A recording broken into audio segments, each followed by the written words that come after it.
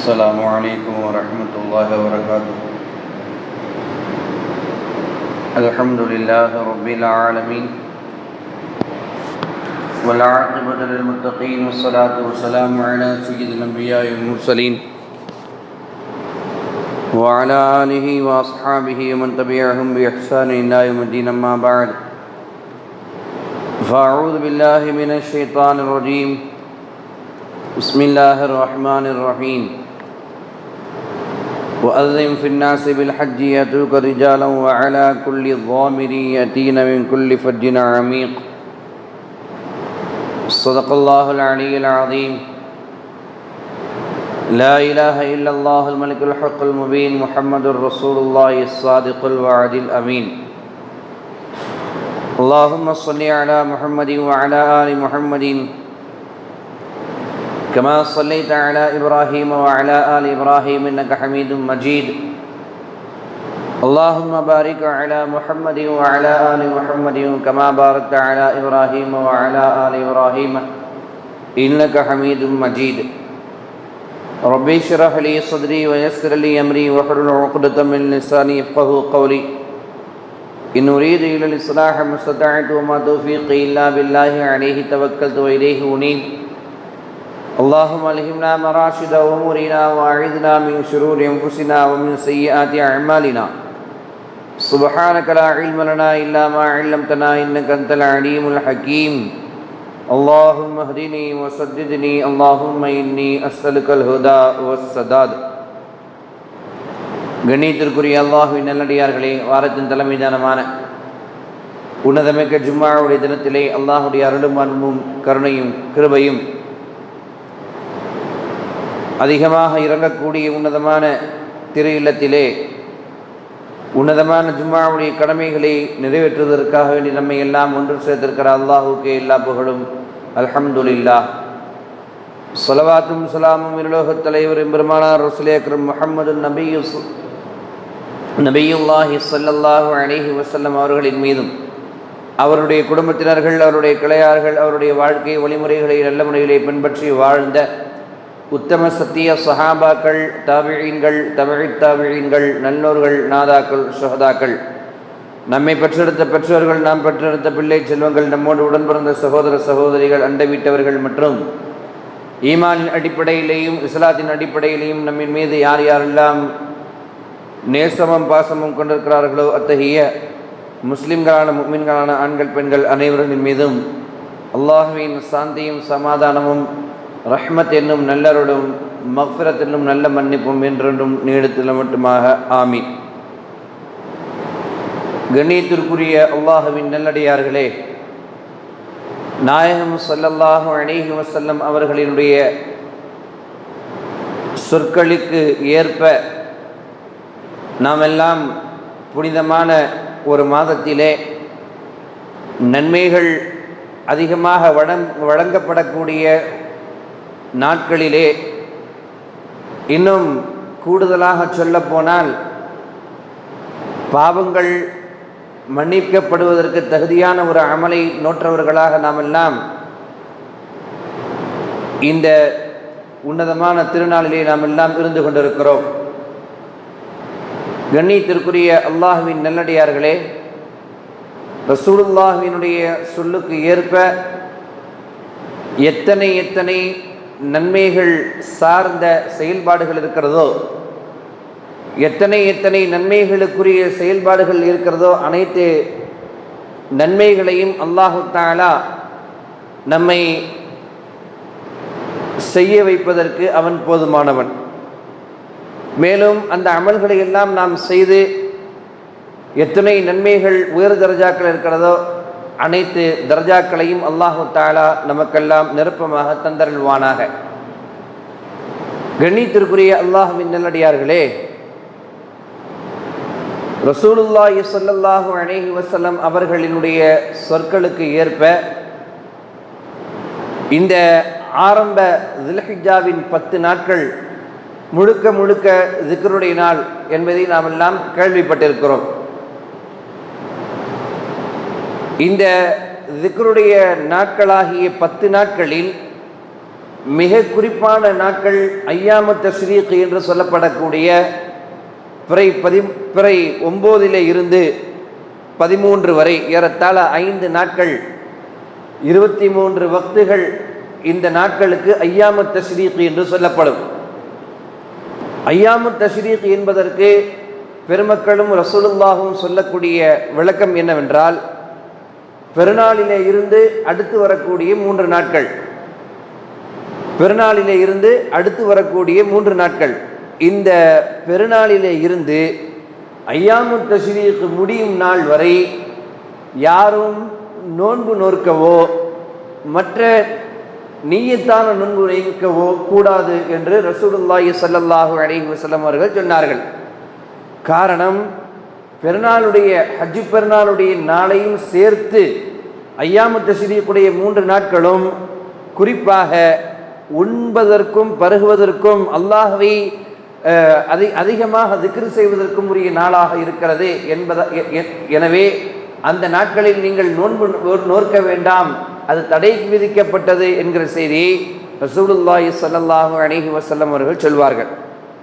ஆக அந்த நாட்கள் இருக்கிறதே அல்லாஹ்வை அதிகமாக புகழக்கூடிய பெருமைப்படுத்தக்கூடிய நாளாக இருக்கிறது என்பதால் நாம் அந்த நாட்களில் அதிகமாக தக்பீர்களை கூறி அல்லாஹ்வை பெருமைப்படுத்த வேண்டும். பொதுவாகவே திக்ருடைய நாட்கள் என்று வருகிற பொழுது திக்ரு என்றால் பொதுவாகவே இறை நினைவு என்பது நமக்கெல்லாம் தெரியும். திக்ரு என்பதை அல்லாஹு தஆலா தொழுகையை வல திக்ருல்லாஹி அக்பர் என்று சொல்வான்.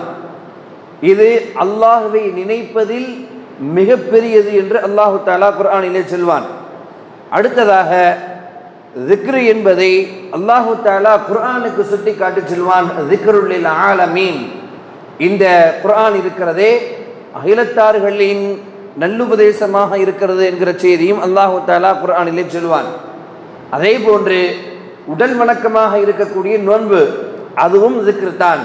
பொருள் வணக்கமாக இருக்கக்கூடிய ஜக்காத்து அதுவும் திக்ரு தான். காரணம், கடமையான ஒன்றை அல்லாஹுக்காக வேண்டி செய்யக்கூடியது என்றால் அல்லாஹுவை நினைத்துத்தானே அந்த செயலை செய்யப்படுகிறது.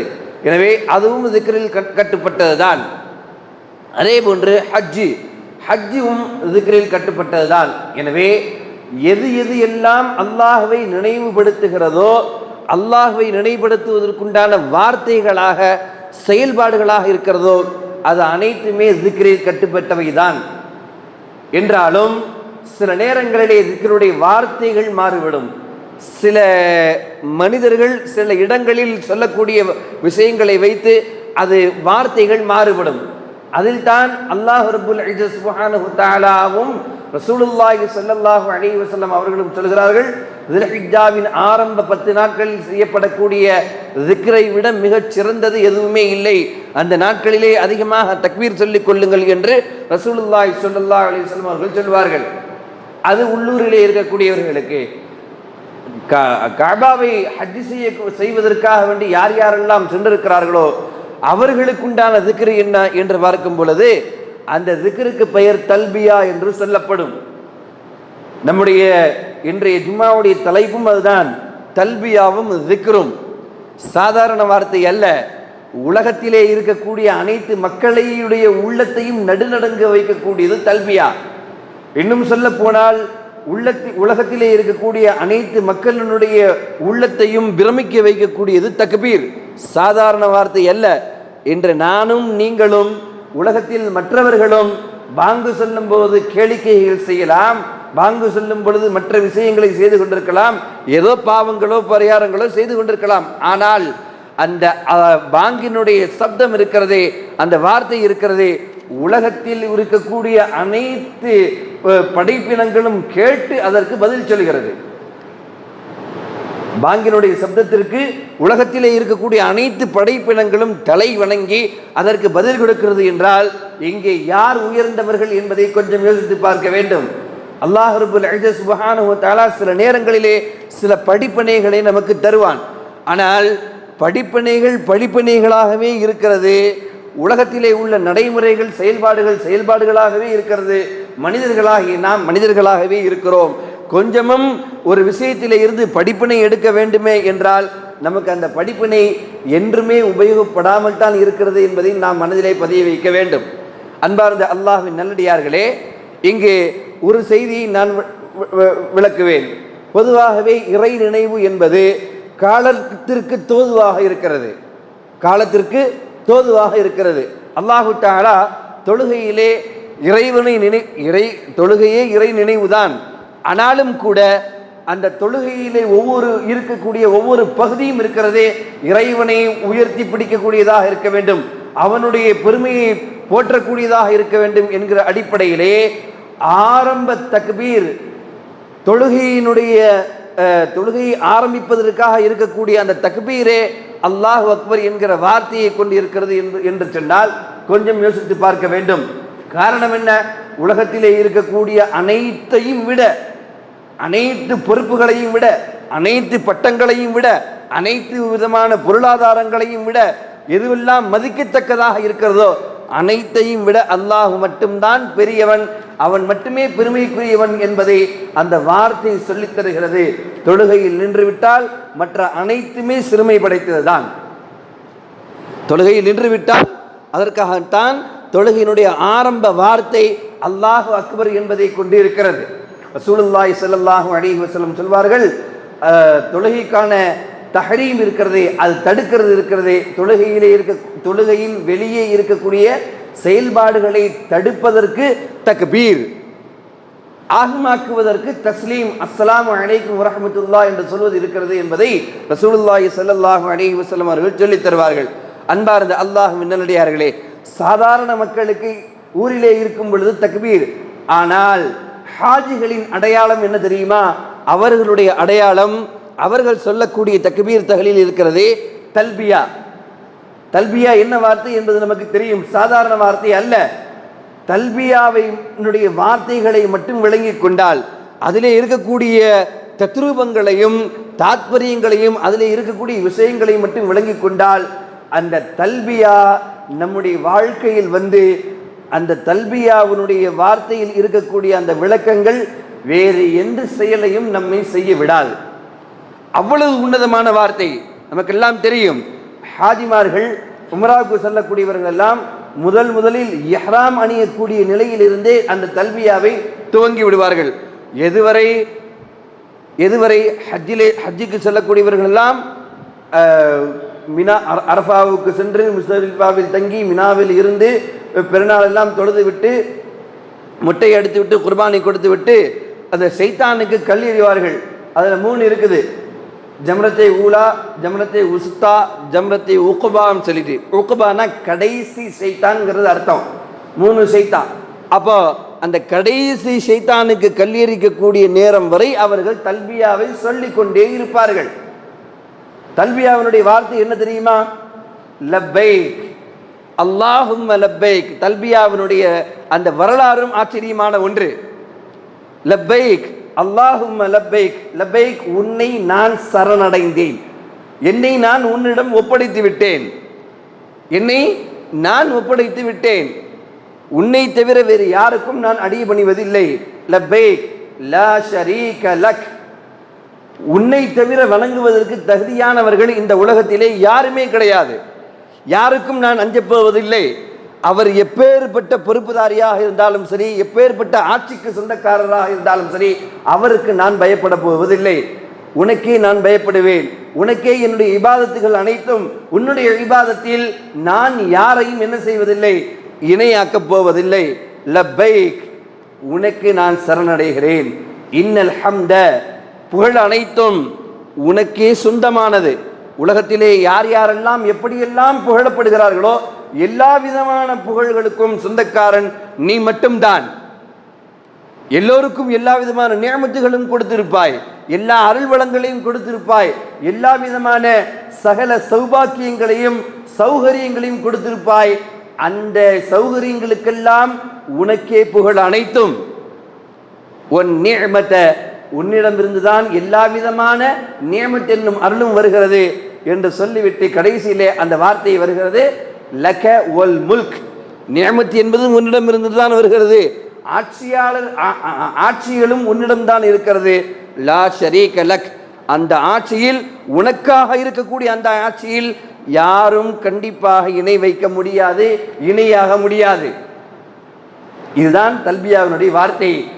அந்த இடத்திலே சொல்வதற்குண்டான நிலை என்ன, அந்த தத்ரூபம் என்ன என்றால் அவர்கள் குடும்பத்தை விட்டு சென்றிருக்கிறார்கள், பொருளாதாரத்தை விட்டு சென்றிருக்கிறார்கள், சொந்தங்களை விட்டு சென்றிருக்கிறார்கள், தன்னுடைய உயிரையும் கூட அவர்கள் உயிராக நினைக்காமல் பொருளாதாரத்தையும் உடல் ஆரோக்கியத்தையும் எடுத்து சென்று அந்த இடத்திலே அந்த வார்த்தைகளை சொல்கிறார்கள் என்றால் உண்மையிலேயே அவர்கள் அல்லாஹ்வை சார்ந்தவர்கள். ரசூலுல்லாஹி ஸல்லல்லாஹு அலைஹி வஸல்லம் அவர்கள் சொல்வார்கள், வஃப்துல்லாஹ், அல்லாஹ்வின் போராளிகள் அவர்கள் எல்லாம், அல்லாஹ்வின் போராளிகள், படைகள் அவர்கள் எல்லாம். அப்படி இருக்கும் பொழுது ஹஜ்ஜி செய்வதால் அவர்கள் இஸ்லாத்தை பாதுகாக்கிறார்கள், இஸ்லாத்தின் வலுவை அவர்கள் கூட்டுகிறார்கள் என்கிற பொழுது அவர்களுடைய வாயில இருந்து வரக்கூடிய இந்த உன்னதமான வார்த்தை இருக்கிறது, அது மதிப்பு மிக்கது. யார் இந்த தல்பியாவை சொல்கிறார்களோ அவர்களுக்கு முன்னால் பின்னால் வலது இடது எந்தெந்த பொருட்கள் எல்லாம் கேட்கிறதோ அனைத்தும் தல்பியா சொல்லுகிறது. ரசூலுல்லாஹி ஸல்லல்லாஹு அலைஹி வஸல்லம் சொல்கிறார்கள். அது மட்டுமல்ல, யார் யாரெல்லாம் தல்பியா சொல்கிறார்களோ அவர்களுக்கு நன்மாராயம் சொர்க்கத்தை தவிர வேறு எதுவுமே இல்லை என்றும் ரசூலுல்லாஹி ஸல்லல்லாஹு அலைஹி வஸல்லம் அவர்கள் சொல்வார்கள். தல்பியாவினுடைய வரலாறு தான் என்ன? ஹஜ்ரத் இப்ராஹிம் அலைஹிஸ்ஸலாத்து வஸ்ஸலாம் அவர்கள் கஅபத்துல்லாஹ்வை புனர் நிர்மாணம் செய்ததற்கு பிறகு அவர்கள் அல்லாஹ்விடம் துஆ செய்கிறார்கள். ரப்பனா தக்கப்பல் மின்னா இன்னக அன்தஸ் ஸமீஉல் அலீம், யா அல்லாஹ் எங்களிடமிருந்து இந்த உன்னதமான பணியை நீ ஏற்றுக்கொள்வாயாக என்று சொல்லிவிட்டு எல்லா விதமான பொறுப்புகளையும் அல்லாஹ்விடம் சாட்டுகிறார்கள்.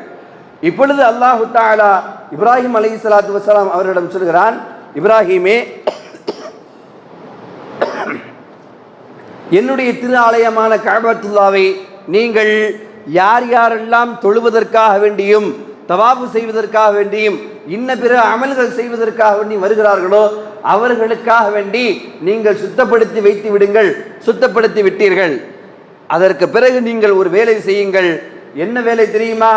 இந்த கஅபத்துல்லாவை வலம் வருவதற்காகவும் என்னை வணங்கும் பொருட்டு ஹஜ் செய்வதற்காக வேண்டியும் மக்களுக்கு நீங்கள் இங்கே இருந்து அழைப்பு விடுங்கள், இங்கே இருந்து அழைப்பு விடுங்கள் என்று சொன்ன பொழுது இப்ராஹிம் அலைஹிஸ்ஸலாத்து வஸ்ஸலாம் அவர்கள் சொன்னார்களாம், யா அல்லாஹ், நான் தனி ஆள், எப்படி ஒரே ஒரு ஆள் இங்கே இருந்து அனுமதி கொடுப்பது, அறிவிப்பு விடுவது, என்னுடைய சப்தம் எட்டுமோ என்று கேட்ட பொழுது அவர் அல்லாஹு தஆலா சொன்னான், நீங்கள் அறிவிப்பு செய்யுங்கள், எல்லோருக்கும் சேர்த்து வைப்பது எம்முடைய பொறுப்பு என்பதை அல்லாஹு தஆலா சொன்னான்.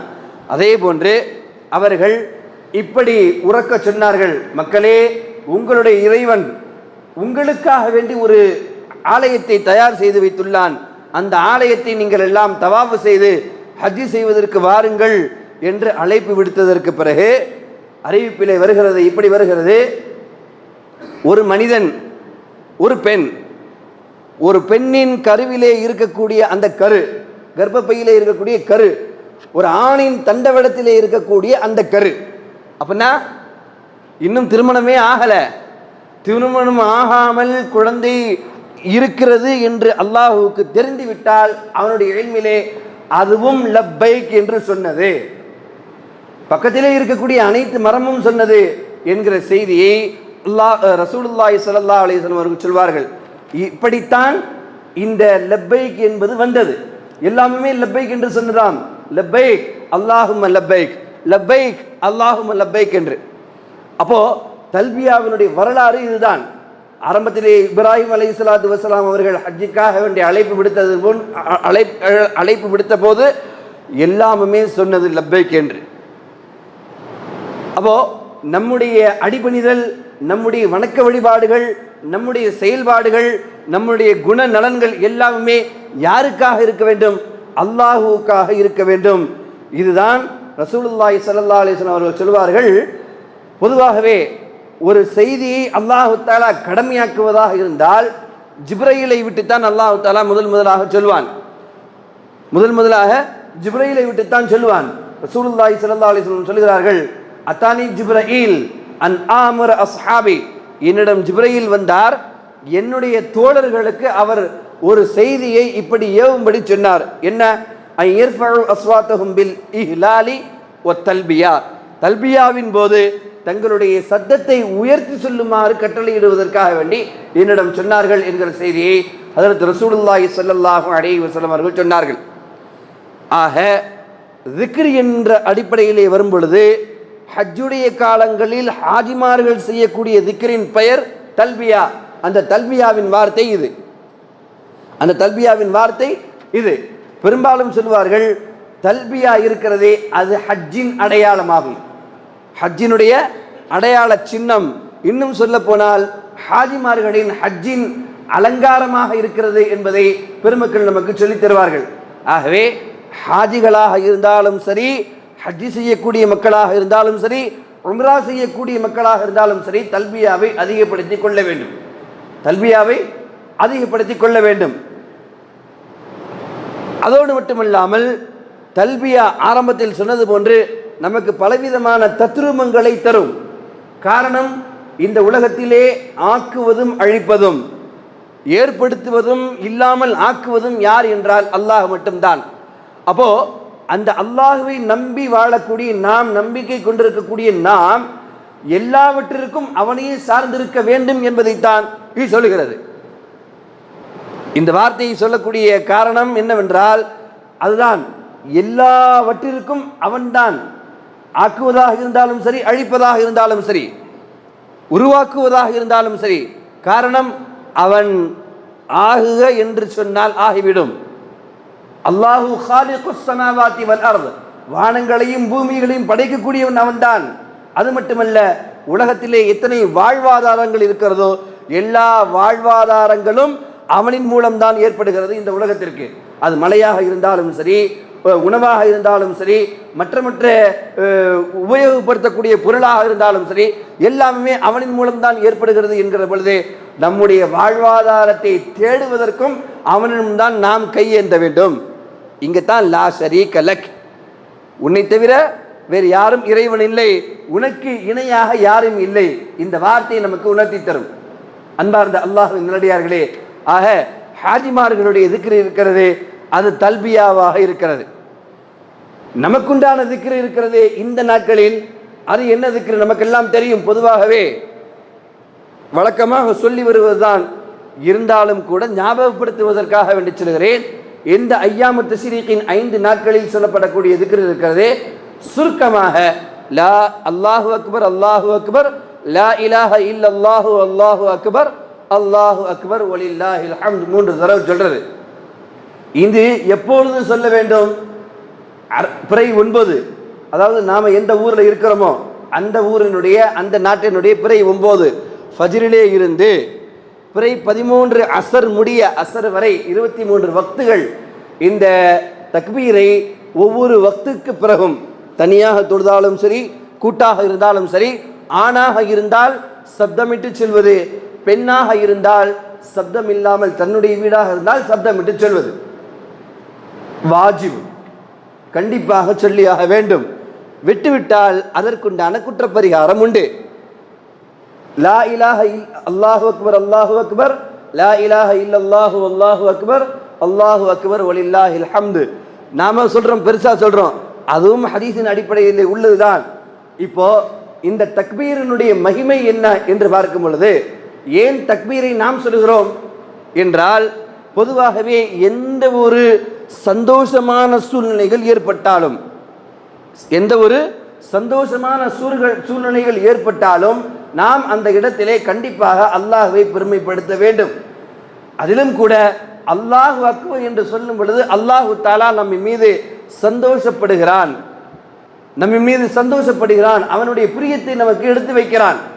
அப்படி பார்க்கும் பொழுது அந்த தக்பீரை எல்லா நிலைகளிலும் சொல்வதற்கு நாம் நம்மை பழக்கப்படுத்திக் கொள்ள வேண்டும், நம்மை பழக்கப்படுத்திக் கொள்ள வேண்டும். அதனால் தான் குழந்தை பிறந்ததும் பாங்கு சொல்வதற்காக மார்க்கம் நமக்கு வலியுறுத்தி சொல்லியிருக்கிறது. குழந்தை பிறந்ததும் பாங்கு சொல்வதற்குண்டான காரணம் என்ன? இந்த வார்த்தை அங்கே போகும் பொழுது இறைவனின் மகிமை, இறைவனினுடைய உள்ளமை என்னென்ன இருக்கிறதோ அது நாம் பேசும் பொழுது கொஞ்சம் கொஞ்சமாக அந்த பிள்ளைக்கு வளரக்கூடிய அந்த பருவத்திலே அல்லாஹ்வினுடைய அந்த உன்னதமான அற்புதங்கள் வெளிப்படும். இதற்காக வேண்டித்தான் பாங்கு சொல்ல வேண்டும் என்று மார்க்கத்திலே வலியுறுத்தப்பட்டிருக்கிறது. ஆக இந்த தக்பீரை நாம் இந்த 5 நாட்களிலும் சொல்லி அல்லாஹ்வை பெருமைப்படுத்த வேண்டும். தக்பீர் அப்படிங்கிறது ஷாயிருல் இஸ்லாம், இஸ்லாத்தின் முதன்மை சின்னம் என்று சொல்வார்கள். அது மட்டுமல்லாமல் தொழுகையின் முதன்மை சின்னம் என்று சொல்வார்கள். ஆரம்பத்திலே சொன்னது போன்று தக்பீர் இருக்கிறதே தொழுகையினுடைய ஆரம்பத்திற்காக வேண்டி சொல்லப்படுகிறது. தொழுகையில் எது தொழுகைக்கு வெளியே ஆகுமாக்கப்பட்டதோ அது தடை செய்வதற்காக வேண்டி தக்பீர். தொழுகையில் ஒவ்வொரு ரக்காத்துலையும் எத்தனை தக்பீர் வருதுங்கிறது தெரியுமா? கணக்கு போட்டுக்கிறங்க. அப்போ 5 வக்துக்கு எத்தனை சொல்லுவோம்? அதே மாதிரி ஒரு பாங்கில் எத்தனை அல்லாஹ் அக்பர் இருக்குது? ஒரு நாளைக்கு எத்தனை அல்லாஹ் அக்பர் இருக்குது? ஒரு ஊரில் எத்தனை பாங்கு சொல்லுவாங்க? ஒரு நகரமாக இருந்தால் எத்தனை பாங்கு சொல்லுவார்கள்? யோசித்து பார்க்க வேண்டும்.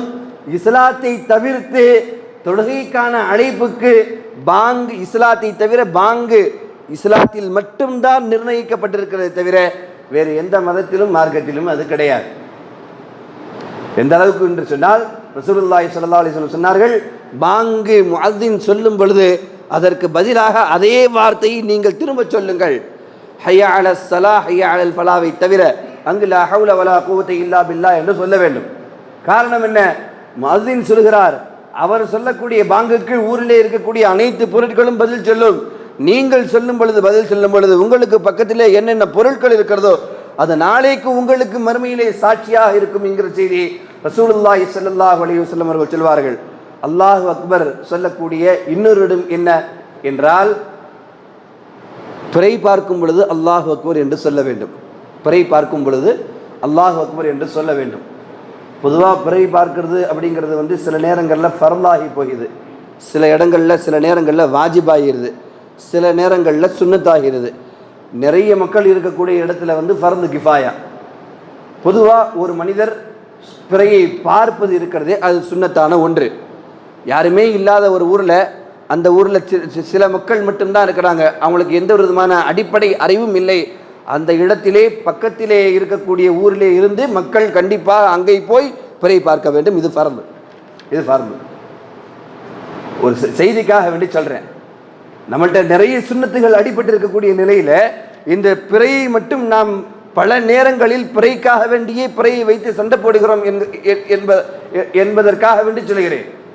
அப்போ பிறை பார்க்கும் பொழுது அல்லாஹு அக்பர் என்று சொல்லித்தான் அதனுடைய துஆவை ஆரம்பிக்க வேண்டும்.